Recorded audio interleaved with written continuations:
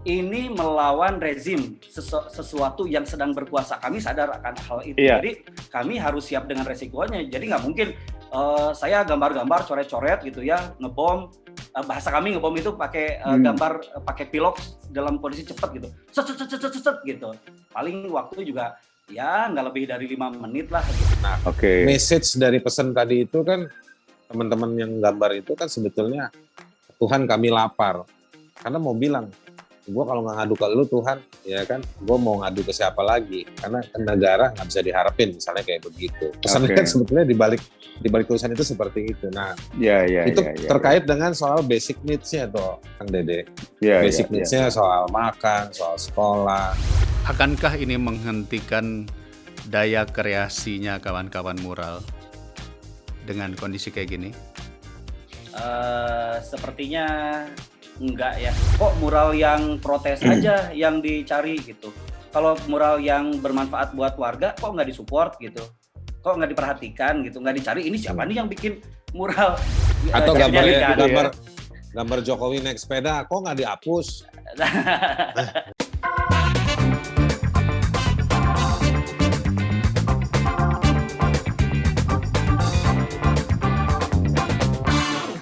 Halo guys, Assalamualaikum warahmatullahi wabarakatuh. Jumpa lagi dengan saya di Jendela Dede Yusuf.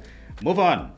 Oke, sahabat-sahabat semua, saya ingin mengucapkan tentunya kepada kalian semua tetap sehat, tetap semangat ya.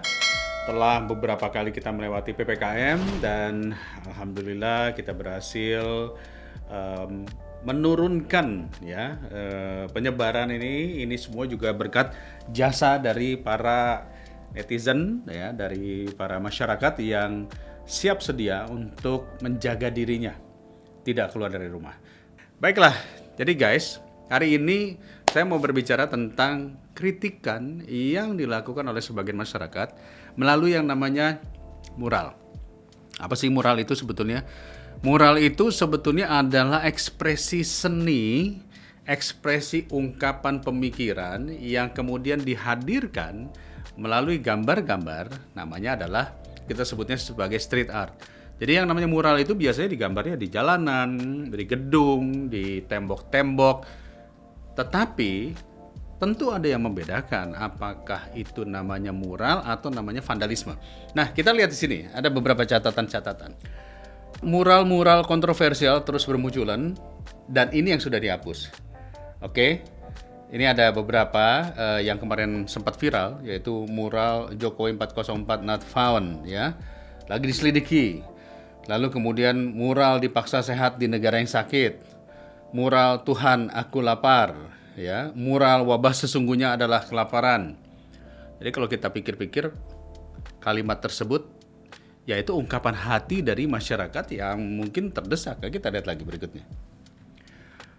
Ini mural mirip Jokowi di Kota Bandung lenyap dihapus petugas. Oke, mural dengan sosok pria mirip Presiden Joko Widodo yang muncul di jembatan layang Pasopati sudah tidak ada ya. Terus kemudian mural tersebut sekitar 2 meter ya. Kalau kita lihat sih gambarnya ya bagus sih, gambarnya bagus. Tapi hebat juga ya, setelah dihapus nggak ada gambar Jokowi. Berarti yang menghapus juga bisa bikin mural.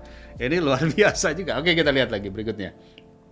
Ini terjadi di Amerika pada saat itu, pada era pemerintahan Presiden Trump, terjadi sebuah unjuk rasa tentang George Floyd yang ya kalau nggak salah itu disiksa oleh kepolisian ya. Lalu kemudian karena meninggal, akhirnya bergeraklah, ada tulisannya Black Lives Matter. Kalau kita lihat sih, sepanjang jalan menuju Gedung Putih itu ada tulisannya Black Lives Matter. Oke. Berarti di luar negeri pun terjadi. Kita lihat lagi, coba lihat. Nah, ini apa yang terjadi? Amnesty International kritik cara penanganan kasus mural. Jadi Deputi Direktur Amnesty International Indonesia Wirya Adiwema mengatakan mural seperti 404 not found dan poster dipaksa sehat di negara sakit itu merupakan bentuk ekspresi kebebasan berpendapat yang dilindungi oleh hukum HAM internasional maupun konstitusi di Indonesia. Jadi artinya ya menurut beliau katanya nggak perlu dikejar sama polisi dan nggak perlu dicari-cari ya kalau mau dihapus hapus saja gitu ya. Oke, kita lihat lagi berikutnya. LBH Jakarta, penghapusan mural bukti kemunduran demokrasi. Ya, ini dari gatra.com. LBH Jakarta menyebutkan bahwa penghapusan mural dan grafiti oleh aparat merupakan bukti dari kemunduran demokrasi. Ya, karena menurutnya bahwa mural dan grafiti tidak bisa dibatasi dan dihapus karena dijamin serta dilindungi UUD 1945, Kovenan Internasional tentang Hak-Hak Sipil yang telah diratifikasi melalui Undang-Undang 12 tahun 2005 dan Undang-Undang Nomor 39 tahun 1999 tentang Hak Asasi Manusia. Oke, kita lihat lagi berikutnya. Polisi pastikan tak lagi buru pembuat mural 404 not found. Saya pikir ini sesuatu yang bagus yang dilakukan oleh Kapolri dan jajarannya bahwa ancaman-ancaman itu tidak perlu dilakukan sehingga sekarang tidak lagi diburu. Jadi pertanyaannya hari ini adalah boleh nggak sih kita melakukan kritik melalui ekspresi seni? Nah, saya akan mengundang wali kotanya mural di Bandung, ya, Kang Alga Indria. Halo Kang Alga, Assalamualaikum. Waalaikumsalam, Kang Dede. Apa kabar Kang Dede? Baik, sehat ya. Masih aman? Masih aman. Aman ya. Alga Indria ini adalah seorang, kalau saya katakan seorang desainer yang banyak bergerak di bidang desain. Salah satunya juga boleh dikatakan dipercaya sebagai koordinator pimpinan atau mungkin disebutnya wali kotanya mural Bandung. Jadi para seniman-seniman mural, graffiti atau street art atau apapun juga itu di Kota Bandung mengangkat beliau sebagai ya boleh dikatakan leadernya lah. Kang Alga,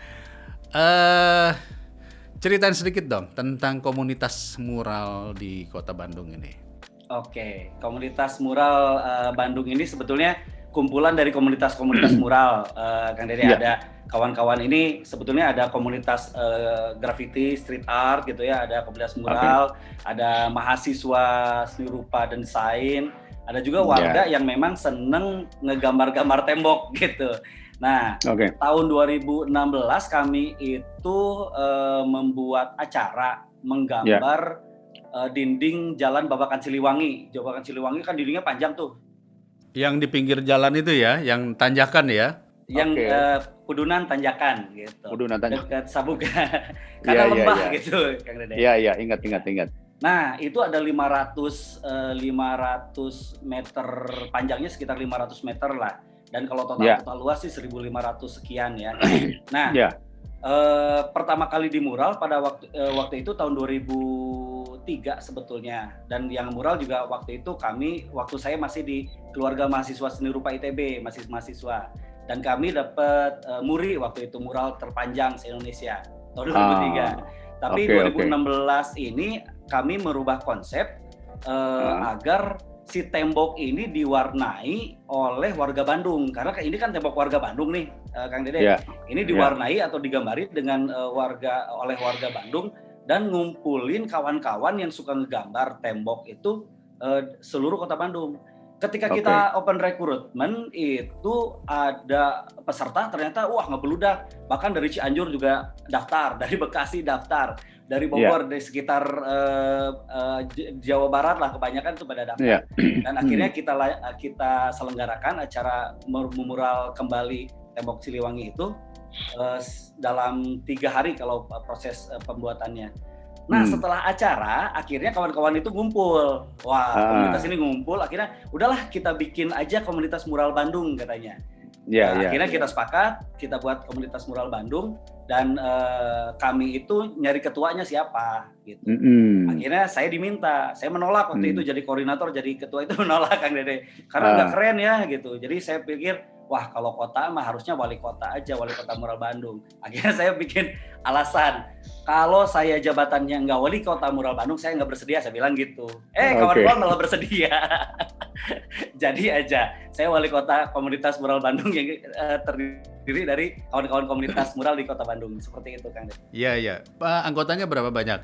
Anggotanya kalau yang aktif sih sebetulnya makin kesini makin sedikit berkurang. Ya, kayaknya makin berkurang.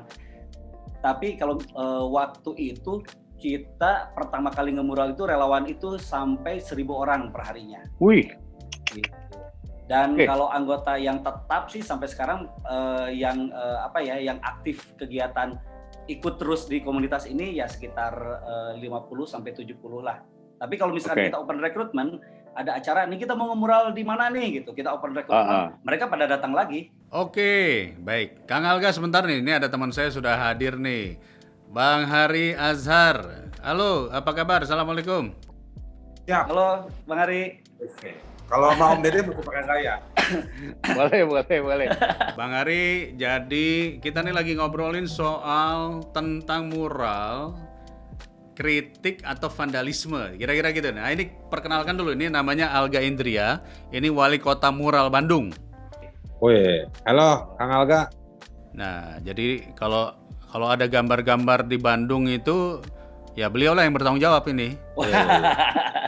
Bentar lagi ditangkap polisi lah ini. Saya yang nangkap polisi kayaknya. Oke.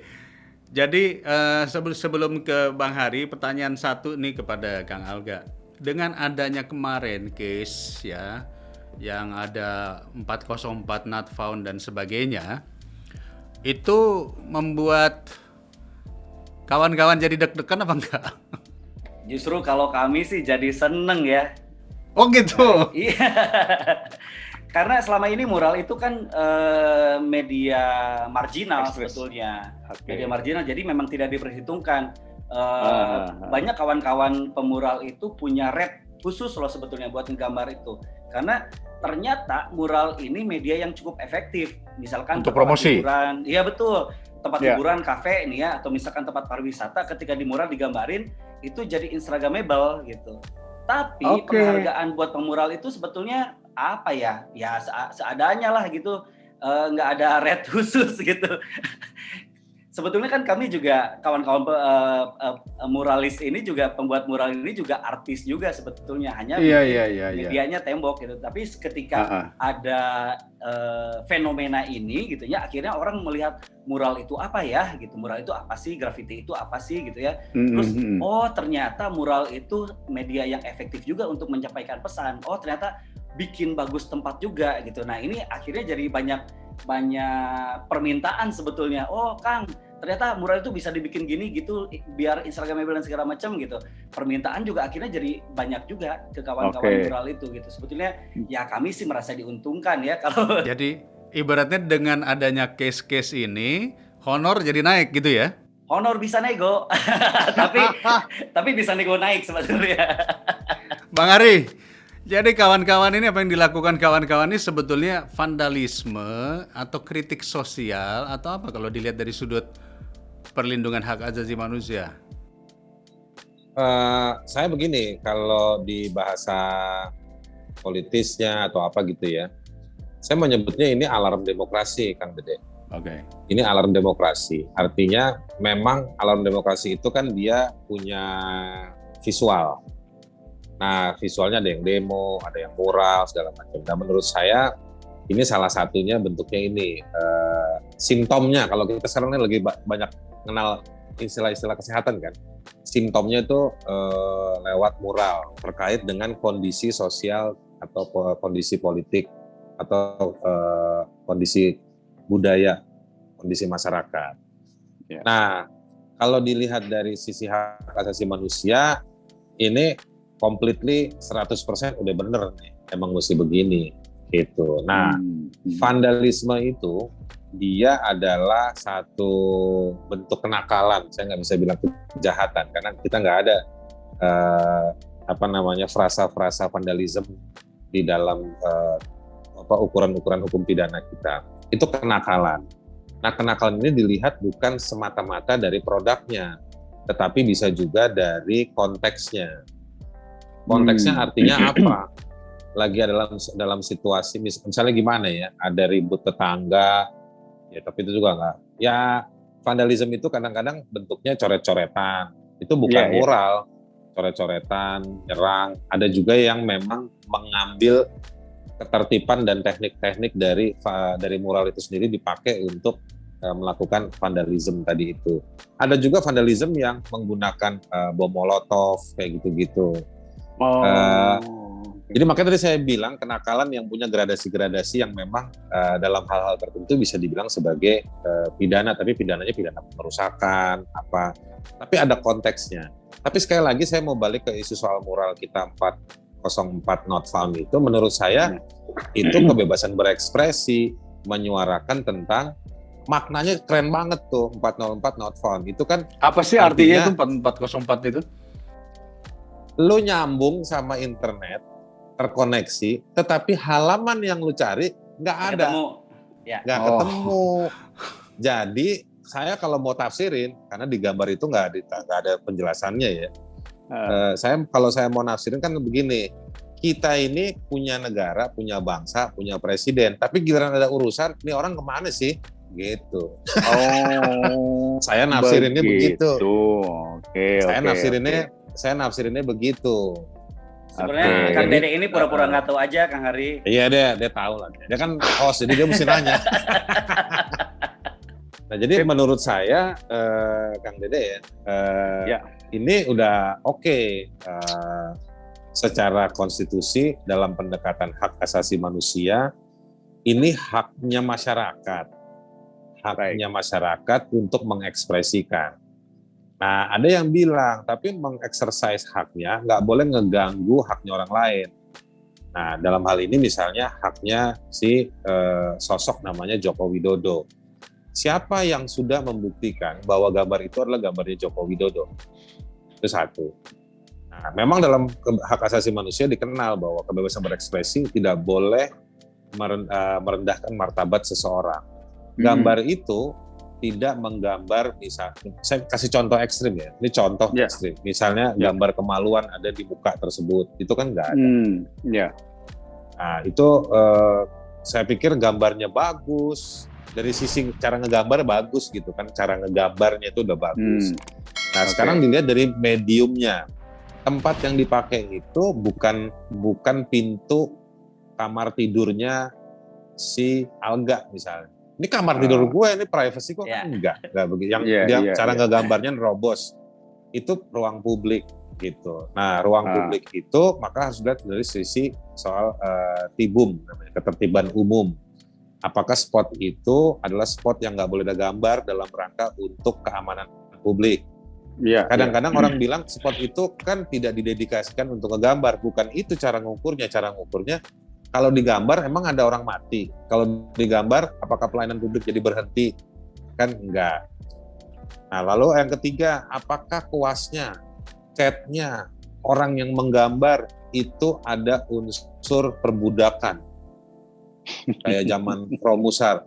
Coba lu gambar, kalau lu nggak gambar, kuping lu gua hilangin satu misalnya.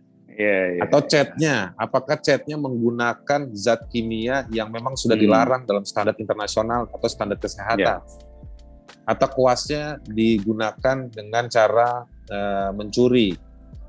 Nah, itu aspek yang menurut saya fair untuk ditantang teman-teman moral. Tapi Om Dede, saya kenal sama, benar saya juga jadi penasehat di salah satu organisasi seni ya, namanya Serum. Jadi saya bergaul sama teman-teman art ini udah lama, karena pekerjaan, karena nongkrong, karena organisasi. Tapi deg-degannya anak mural ya begitu. Sekarang gambar, besok dihapus, ya kan? Ya, betul. Hari ini ngegambar, besok diganti sama mural tulisan ayat Al-Quran, gitu. Variannya lucu-lucu, tapi memang ya mereka besar di situ. Jadi makanya tadi kalau Alga bilang terima kasih diramein sama pemerintah, menurut saya mereka memang dapat campaign gratis nih. Betul, ya. Ya kan, dapat campaign gratis dia. Nah, sekarang saya tanya nih ke ke Bang Hari dulu nih. Kira-kira delik pidananya ada nggak sih menggambar seperti itu? Saya secara subjektif saya pasti susah ngejawab karena saya pro sama kebebasan berekspresi. Apalagi dalam situasi seperti ini, ya kan? Boleh dicek zamannya Kang Dede berkuasa sama SBY juga dulu saya ada tuh di belakang-belakang kritik-kritik terhadap SBY gitu. Jadi saya memang menikmati kebebasan berekspresi itu karena memang saya kerja promosi soal HAM, perlindungan HAM dan kita butuh itu. Tapi kalau dipaksa juga otak saya harus cariin deliknya apa ya? Menurut saya Mengganggu ketertiban umum ada nggak? berita buruknya adalah Tibum itu bukan kejahatan, Kang Dede, dia pelanggaran. Oke, berarti pelanggarannya ya? Dia pelanggaran, tapi kan harus diuji dengan materi-materi dindingnya, lokasinya, waktu membuatnya dan lain-lain. Itu satu. Yang kedua, kalau pasal kan yang pro pada yang kontra terhadap mural ini selalu mendalilkannya pasal penghinaan terhadap seseorang. Karena penghinaan terhadap presiden kan pasalnya sudah dihapus. Jadi penghinaan terhadap si sosok Jokowi sendiri. Tapi dalam realitanya Jokowi kan juga sudah minta Kapolri untuk nggak usah dipidanakan, tidak represif. Jadi menurut saya sebetulnya saya meyakini tidak ada pasal yang bisa digunakan karena unsur-unsur pasal penghinaan juga tidak terpenuhi di dalam gambar tersebut. Penghinaan terhadap lambang negara masih ada nggak? Yang digambar itu bukan lambang negara. Nah, dalam pidana itu ada delik dalam teori kausalitas ya, sebab akibat. Ada sesuatu yang bisa dibilang sebagai sebuah kejahatan jika akibat dari satu perbuatan atau satu situasi itu mengakibatkan apa. Saya malah khawatir lagi. Mungkin kalau saya pro Jokowi atau secara individual gitu ya, saya mau bilang video-video itu, gambar-gambar itu justru makin membuat Jokowi itu populis dengan cara-cara yang sangat simpel dan bahasa-bahasa hari-harian. Jadi ini soal persepsi. Saya khawatir nih, saya agak mau ngomong agak keras juga. Jangan-jangan yang menganggap itu sebagai kejahatan adalah orang-orang yang berlindung di belakang Jokowi dan merasa terancam. Oke, Kang Alga, saya nanya lagi nih. Waktu bikin mural, saya nggak bicara mural 404 ya, tetapi mural apapun yang berupa kritik-kritik sosial tadi, yang oleh Bang Hari tadi dikatakan sebetulnya itu bagian daripada ekspresi publik. Ya. Kan pasti waktu bikin itu malam atau siang, saya nggak ngerti, karena kalau siang nggak ada yang kelihatan bikin, tahu-tahu besok udah ada. Itu prosesnya berapa cepat sih? Biasanya kami memang suka semacam riset kecil-kecilan lah. Jadi kita cari sudut-sudut mana yang kira-kira catchy ini kelihatan gitu misalkan. Terus sudut mana yang nggak ada pos penjagaan. Kalaupun ada pos penjagaan, kira-kira Pak polisi itu jaganya sampai kapan? Dan zaman dulu patroli itu jarang sekali ya. Kalau setahu saya patroli itu jarang. Jadi kami juga melihat hal-hal tersebut gitu. Jadi dan karena kita tahu resikonya ini bisa ditangkap, bisa berdampak mungkin DO, bisa penjara mungkin, karena yang kami proteskan waktu itu cukup keras juga. Artinya ya ini bagaimanapun kami sadar ini juga melanggar hukum gitu, bukan melanggar. Ini melawan rezim, sesuatu yang sedang berkuasa. Kami sadar akan hal itu. Jadi kami harus siap dengan resikonya. Jadi nggak mungkin saya gambar-gambar coret-coret gitu ya, ngebom. Bahasa kami ngebom itu pakai gambar pakai pilok dalam kondisi cepat gitu, set gitu. Paling waktu juga ya nggak lebih dari 5 menit lah gitu. Itu makanya yang saya tanyakan, kalau di tembok yang ukurannya gede itu berapa jam bikinnya? Kalau graffiti yang terakhir itu memang pasti memakan waktu lama gitu. Tapi kalau misalkan zaman dulu ketika pemerintah katakanlah masih agak keras gitu ya, itu kita nggak bisa bikin segede-gede itu. Kalau sekarang sih saya pikir orang-orang masih bisa santai ya, nggak ketahuan gitu di kolong jembatan, masih bisa gambar-gambar itu 3 jam 4 jam aman-aman aja gitu sebelum dilaporkan. Terus ide gambar kritik sosial tadi itu munculnya dari siapa? Sendiri kah atau ada pesanan? Yang kekinian kawan-kawan itu biasanya lebih sporadis. Jadi kalau saya lihat amati kawan-kawan, karena kawan-kawan yang suka protes juga sekarang masih banyak dan masih kawan saya juga, itu rata-rata memang sporadis. Mereka sebetulnya tidak terorganisir dengan baik. Jadi kalau misalkan kita lihat kawan-kawan street art atau mural yang menggambar ini, sebenarnya tidak ada satu organisasi yang mengumpulkan dan sepakat kita akan melakukan protes gitu. Jadi ini masih sporadis, masih individual sebetulnya. Hanya saja mungkin karena polarisasi dukung-mendukung, haters, fanboys atau apapun itu namanya zaman sekarang, karena kemarin capresnya cuma 2, ini jadi gelembungnya jadi besar sekali gitu. Tidak sepakat dengan pemerintahan ada hampir 50%-nya, dan yang sepakat juga ada sekian juga. Jadi kutub ini sangat keras. Jadi kalaupun misalkan kita lihat mereka bergerak-gerak sendiri, sebenarnya ini common sense-nya kawan-kawan ketika apalagi kondisi pandemi kayak gini, proyekan susah gitu kan ya, kerjaan mau kerja juga dibatasi gitu kan, duit seret gitu. Ya yang bisa dilakukan ya ngumpulin duit yang ada, beli cat ya semprot gitu. Cuma sesederhana itu sebetulnya gitu. Tapi rata-rata kawan-kawan yang melakukan hal tersebut, saya yakin mereka sadar kok ini. Artinya dorongan pribadi ya, nggak ada yang menggerakkan ya? Pengamatan saya seperti itu, tidak ada hal yang terorganisir. Kecuali yang besar itu kayaknya itu ada kelompok yang cukup masif. Jadi saya agak senang dengan gaya ungkap mural yang lagi viral sekarang ya, Kang Dede ya. Ada 3 tuh ya, ada 3 yang saya soroti. 1 yang Tuhan kami lapar, itu monumental gitu. Tulisannya sederhana, cara ngecatnya sederhana, tapi itu pasti banyakan gitu. Bayangkan kalau tulisan itu kecil gitu, itu nggak akan jadi apa-apa. Cuman misalkan 2x2 meter, itu nggak akan jadi apa-apa. Tapi itu menjadi viral, menjadi keren karena monumental besar. Analoginya gini lah, kalau Bung Karno bikin Monas itu ukurannya cuma semeter, nggak wah gitu. Iya. Kan? Tapi ini karena monumental, gigan gitu ya, besar, jadi itu jadi monumental. Oke, Bang Hari, coba jelasin sedikit Bang Hari. Menurut pengamatan Bang Hari tadi sebagaimana disampaikan oleh Kang Alga bahwa ini adalah teriakan jeritan hati orang-orang yang kemudian katakanlah dalam kondisi seperti sekarang nggak bisa bekerja dan lain-lain, akhirnya kritik sosial itu keluar. Tapi menurut pengamatan Bang Hari sebagai aktivis HAM ini, kira-kira apakah memang gerakan seperti ini ada yang mengomandoi, ada yang mengkoordinasikan, atau memang benar-benar murni letupan-letupan dari masyarakat, Bang Hari? Ini culture, Kang Dede. Culture itu dia terkait dengan bahan yang tersedia, diskusi-diskusi di antara para praktisi, objek-objek yang terlihat di antara para praktisi mural, grafiti dan lain-lain. Jadi ini state of mind ya, alam pikir yang terbangun di teman-teman mural. Di teman-teman mural kan juga pasti ada persaingan secara sehat. Gaya gua begini, tulisan gua gini, sudut yang gua ambil begini, objek yang jadi sasaran gua soal begini, itu ada. Nah itu semua subculture yang ada di dalam kelompok-kelompok ini semua. Nah itulah yang memobilisasi mereka.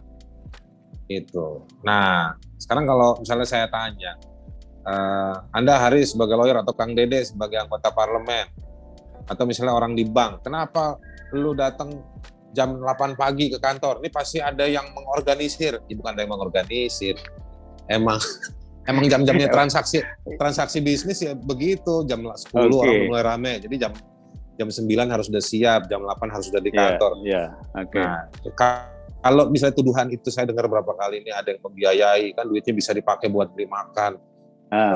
Jadi ada yang membiayai uang, ya memang pakai modal. Protes itu pakai modal, idealisme itu butuh biaya, butuh mahal. Tapi itu disisihkan dalam rangka untuk menciptakan perubahan yang lebih besar. Nah, jadi memang makan biaya konsekuensi. Jadi itu biaya itu adalah konsekuensi, bukan sebagai tujuan utama. Jadi kalau tuduhannya membiayai karena memang ini adalah mau menciptakan kepanikan, kerusuhan, enggak seperti itu. Tujuannya adalah secara konteks ya, tujuannya adalah membahasakan. Karena ada ibu-ibu, ada bapak-bapak, ibu-ibu yang harus misalnya berbagi duit berasnya dengan duit pulsa buat anaknya. Atau misalnya satu HP dipakai buat 4 orang anak, itu yang dia kan nggak bisa datang ke kantor Komnas HAM, ke KPK, ke Ombudsman. Dia hanya ngedumel di ujung gang dengan tetangga-tetangganya, dan itu menjadi suasana hatinya komunitas, ditangkap oleh kelompok-kelompok tertentu. Wartawan menangkap itu untuk menulis berita, para moralis ini menangkap dalam bentuk dibuatnya ekspresi. Jadi menurut saya Itu yang memobilisasi. Jadi hati dan pikirannya masyarakat yang memobilisasi mereka. Oke, jadi ini kira-kira kalau ditinjau dari sisi demokrasi, dengan adanya katakanlah dalam tanda kutip pengejaran atau mungkin terus kemudian dicari-cari siapa yang melakukan, ini kemunduran demokrasi nggak kira-kira Bang Hari? Banget. Ini kemunduran demokrasi banget. Pertama, satu, secara gampang, jelek banget keberatan sama ekspresi atau moral, satu. Yang kedua, kalau yang mau dilawan isunya dengan tuduhan bahwa ini nanti menciptakan kemarahan publik dan lain-lain, justru harusnya itu malah fitnah terhadap pesan yang ada di moral. Pesan di moral itu kan mau bilang negara kerja dong, gitu. Tapi kan negara sudah kerja. Kalau menurut yang disampaikan selama ini kan negara sudah kerja. Sudah kerja, tetapi nggak tepat sasaran atau nggak tepat cara.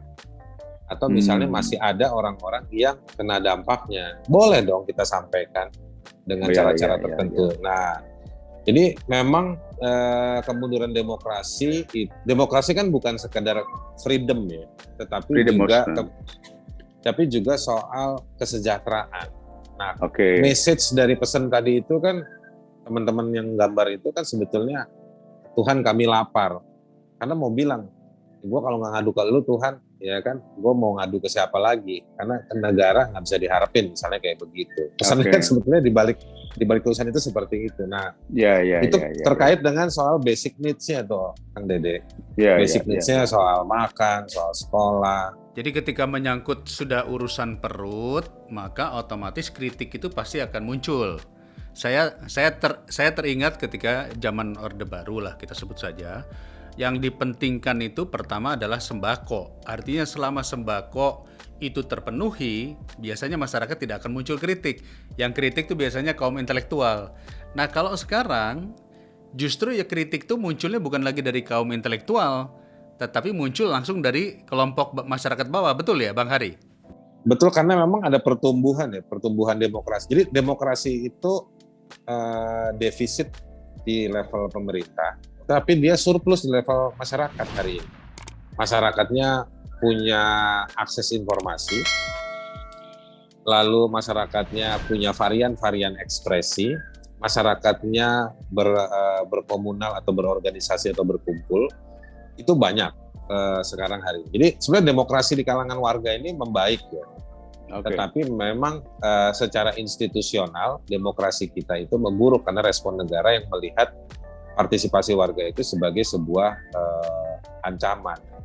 Nah, di warga karena mereka sudah punya informasi atau bisa mengakses informasi, bisa menggunakan alat atau punya ruang ekspresi lagi, mereka jadi punya jarak yang dekat antara apa yang mereka rasakan dengan apa yang mereka ekspresikan. Gitu. Nggak butuh institusi tertentu, nggak butuh waktu tertentu, nggak butuh cara tertentu. Di warga, Kang Dede, di masa pandemi ini, isu pekerjaan, isu soal pangan, isu soal pendidikan, itu hari-hari. Nah, jadi memang produksinya banyak. Seperti itu, dan memang akhirnya isu-isu soal kesejahteraan, isu-isu sosial itu muncul di mana-mana. Gak susah itu kalau orang nanya orang yang jago teknologi, dengan cara tertentu udah ketahuan tuh ada bentuk keresahan publik dalam soal pangan di mana, kesehatan di mana, dan lain itu pasti ketahuan. Ya, baik. Nah, sekarang pertanyaan berikutnya adalah kira-kira untuk sebuah negara demokrasi yang baik, sebetulnya kritik-kritik seperti ini harusnya diapakan? Kalau ada kritik publik seperti ini, baiknya diserap, dinikmati. Segetir apapun kritik itu, dia harus diterima. Yang kedua, menurut saya, sensibilitas yang terinstitusionalisasi agak susah nih bahas. Jadi, kepekaan harus dibangun kepada institusi-institusi yang bukan untuk menurunkan kadar dan intensitas kritik, tetapi kepada jaringan-jaringan pemerintah itu sensibilitasnya adalah pada tema kontennya. Bener nggak yang dikritik itu bahwa di tempat ini, sebetulnya gambar ini muncul di Tangerang, Jangan-jangan di Tangerang periksa, Tangerang, lu gimana sih? Ada orang lapar di sana, ada yang nggak boleh demo, ada yang apa segala macam. Nah, konten dari kritik itu yang harusnya justru dijadikan tempat dijadikan ajang untuk menguji, menguji. Di situ yang harusnya didalami, karena dengan masukan itu nanti mungkin negara atau pemerintah bisa memperbaiki diri atau kebijakan atau prakteknya. Jadi ada kemarahan publik secara psikologis menggunakan rasionya dengan pemberontakan yang ada di dalam perut, ya kan? Usus berontak kan kalau kata orang gitu, usus gue udah berontak nih. Gitu. Ini fakta-fakta ini yang sebetulnya membingungkan. Kang Alga, kalau melihat kondisi kayak begini, akankah ini menghentikan daya kreasinya kawan-kawan mural dengan kondisi kayak gini?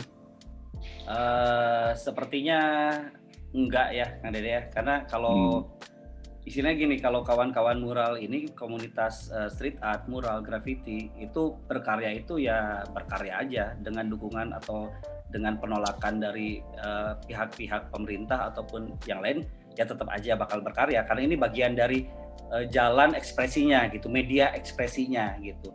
Justru kalau saya sih melihat pemerintah saat ini terlalu tebang pilih gitu. Kok mural yang protes aja yang dicari gitu. Kalau mural yang bermanfaat buat warga kok nggak disupport gitu. Kok nggak diperhatikan gitu, nggak dicari ini siapa nih yang bikin mural buat warga, ini gambarnya keren, itu kan juga ada juga gitu. Misalnya contoh, ada mural tulisannya ayo vaksin, itu nggak dicari-cari tuh? Nggak dicari, harusnya kan disupport gitu ya. Dikasih duit gitu ya. Gambar Jokowi naik sepeda, kok nggak dihapus? Atau catnya minimal diganti lah, dibeliin catnya gitu misalkan. Kan harusnya balance kalau misalkan bergerak, katakanlah sekarang mural jadi perhatian karena menyampaikan pesan dan segala macam. Sebetulnya kawan-kawan mural, kawan-kawan graffiti juga ini faksinya banyak banget gitu, nggak semuanya anti pemerintah kok. Ada juga yang memang art is for art gitu. Dia nggak mau berkarya untuk dijual, dia nggak mau berkarya dengan muatan-muatan yang politis misalkan. Ada juga yang memang punya style atau punya idealisme, mural saya ini harus membangun sesuatu gitu misalkan, hal-hal positif dan segala macam, itu juga ada. Jadi faksi dalam kelompok mural juga banyak, nggak cuma yang protes-protes aja gitu. Sama lah kayak di musik, ada yang lagunya cinta-cintaan gitu kan, ada yang protes-protesan gitu kan, ada yang lagunya biasa aja atau mendukung kegiatan pemerintah, itu kan banyak kayak gitu. Dan di mural harusnya pemerintah melihat mural ini juga satu media seni yang sama dengan media seni yang lainnya, tari, film, musik dan lain-lain gitu. Bahwa enggak kok, mural enggak cuma curat-coret ngotorin doang, ada juga mural yang bikin lingkungannya jadi bagus gitu. Ada satu daerah katakanlah rural lah, kumuh gitu ya.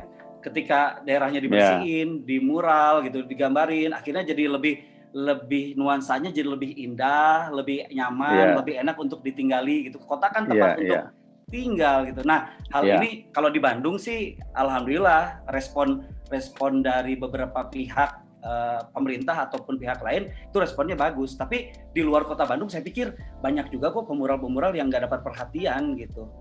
Hal-hal seperti itu ya harus balance lah. Kalau misalkan yang protes diperhatikan, yang lain juga perhatiin dong gitu. Ya, Bang Hari, kalau melihat mural ini sebetulnya saya tertarik mural ini bukan karena kritiknya, tetapi sebetulnya ekspresi ini sudah ada sejak zaman dulu. Kalau kita melihat zaman perjuangan, itu ada tulisan mural merdeka atau mati di semua dinding.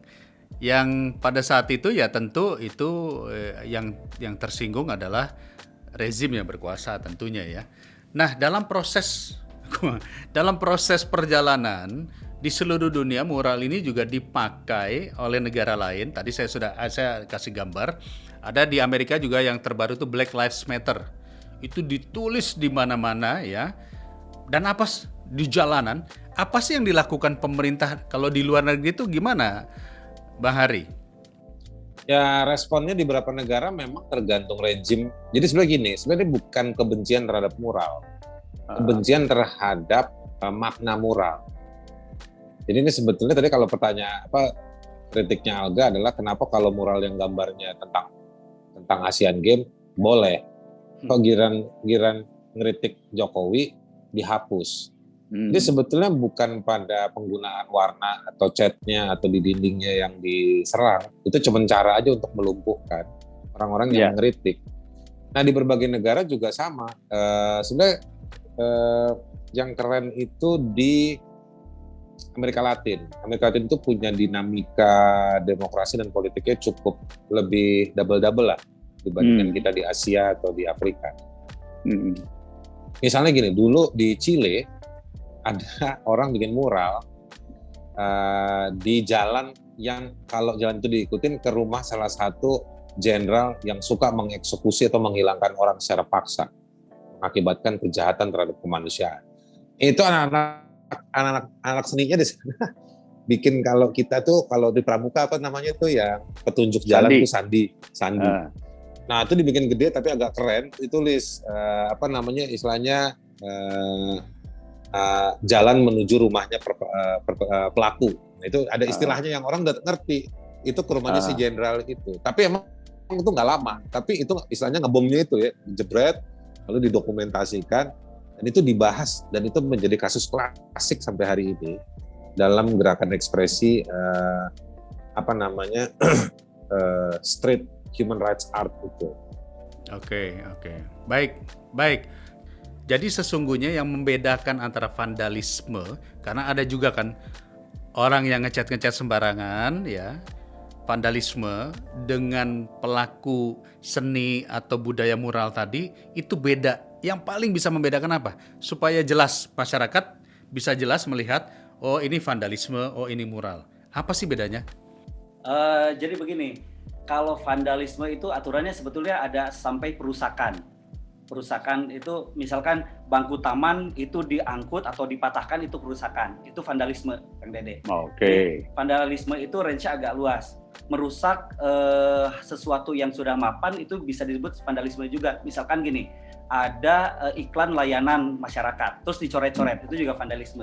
Jadi dari yang cuma merusak secara surface sampai merusak sesuatu yang sifatnya structure, nah itu vandalisme. Fungsional ya.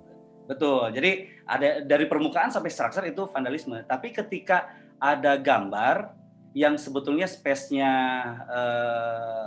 space publik, tapi membuat lebih bagus dan diizinkan oleh sama yang punya tempat, sebetulnya tidak jadi vandal. Jadi izin yang paling mudah itu sebetulnya yang punya tembok.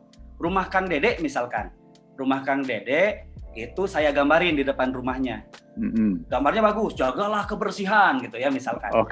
Ketika Kang Dede tidak sepakat dengan gambar itu, saya pengennya warna biru dong gitu misalkan, ngapain tulisannya jagalah kebersihan. Maka saya sudah melakukan vandalisme karena untuk aturan etika jalanannya bagaimana public space itu milik siapa gitu.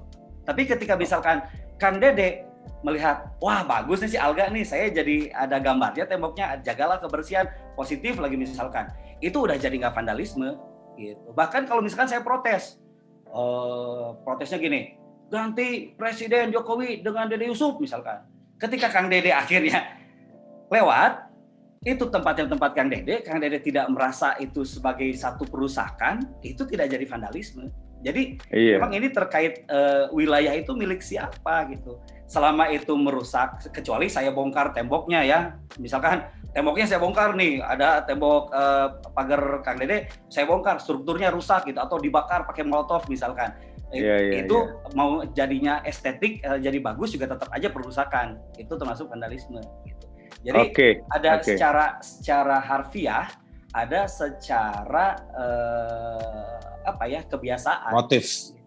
Motif ya betul. Ini depend on siapa yang punya tembok, depend on siapa yang berkuasa, itu aja sih sebetulnya. Thank you, terima kasih Kang Alga, terima kasih Bang Hari, terima kasih banyak. Terima kasih banyak Kang Haris. Terima kasih ya. Salam hormat buat keluarga semua. Terima kasih. Assalamualaikum warahmatullahi wabarakatuh. Waalaikumsalam warahmatullahi wabarakatuh.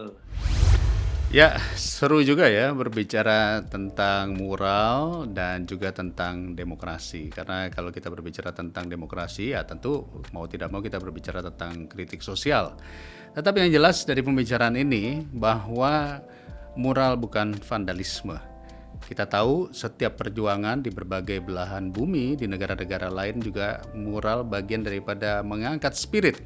Bahkan kita ketika perjuangan tahun-tahun 40-an, ya kalimat merdeka atau mati itu ditulis di semua tembok-tembok dan itu memberikan semangat untuk melakukan sebuah perjuangan. Poinnya adalah masyarakat ingin melakukan perubahan, masyarakat ingin keluar dari kondisi-kondisi yang memberatkan. Dan siapapun rejimnya, siapapun pemerintahnya, siapapun yang berkuasa harus melihat ini sebagai alarm demokrasi. Terima kasih sudah menonton, pilihan ada di Anda. Dan marilah kita tetap jaga prokes dan juga tetap sehat. Semangat! Sampai bertemu dalam move on berikutnya. Assalamualaikum warahmatullahi wabarakatuh. Salam.